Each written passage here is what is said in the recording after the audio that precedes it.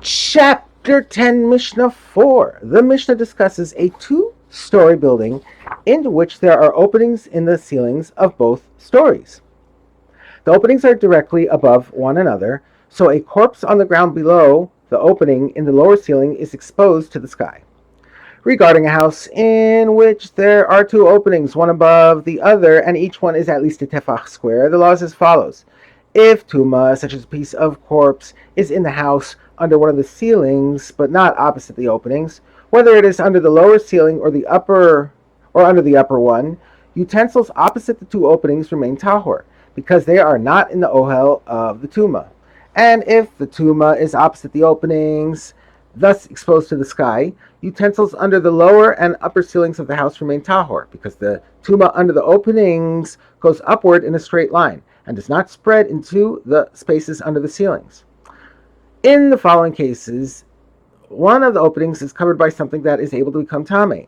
An object of this type can form an ohel in the sense that tuma spreads beneath it, but does not block the passage of tuma.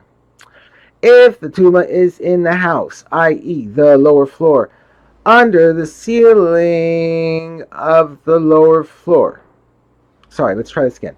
If the tuma is in the house, i.e. the lower floor, under the ceiling of the lower floor, or it is on the ground of the lower floor opposite two openings, and an object that can become tame is placed over the upper opening or over the lower opening, all the utensils, both those under the lower and upper ceilings and those under the openings, become tame. A.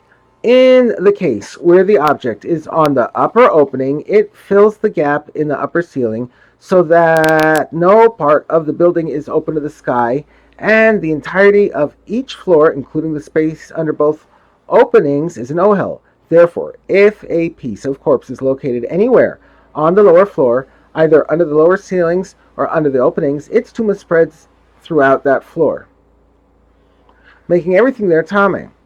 The tuma also passes through the opening in the lower ceiling, since the opening measures at least a tefach square, and spreads throughout the upper floor, making all utensils in that floor tame. B.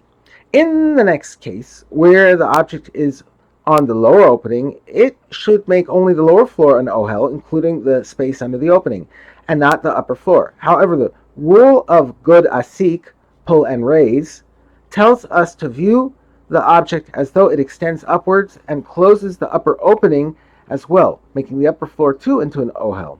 Therefore, as in the previous case, the tuma spreads throughout the lower floor, passes through the lower opening, it is not blocked by the object, which itself becomes tame, and then spreads throughout the upper floor as well.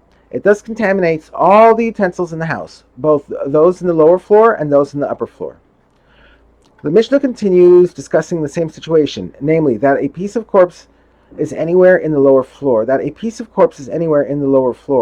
either under the roof or under the openings, and an object is placed on one of the openings. Here, however, the object is one that cannot become tame, since an object forms an ohel not only to spread tuma, but beneath it, but also to block tuma.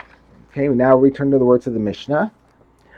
If an object that cannot become tame is placed over either one of the openings, what is below the object becomes tame, but what is above the object remains tahor. That is, whether the object is placed over the upper or lower opening, all the utensils in the floor or floors beneath it become tame, but all the utensils above the object, either in the upper floor or above the building, remain tahor.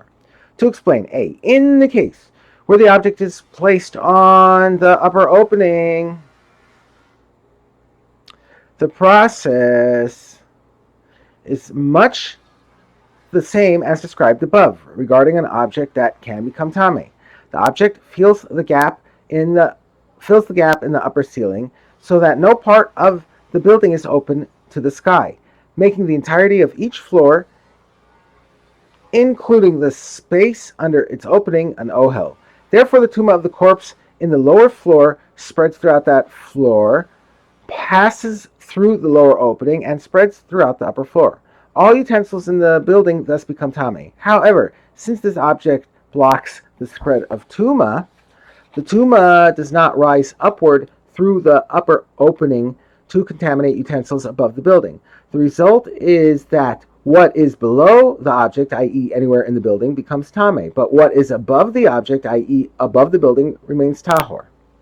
B. In the next case, where the object covers the lower opening, Tuma spreads through the lower floor, but does not enter the upper floor because it is blocked by the object. Thus, what is below the object, i.e. the lower floor, becomes Tame, but what is above the object, i.e. the upper floor, remains Tahor.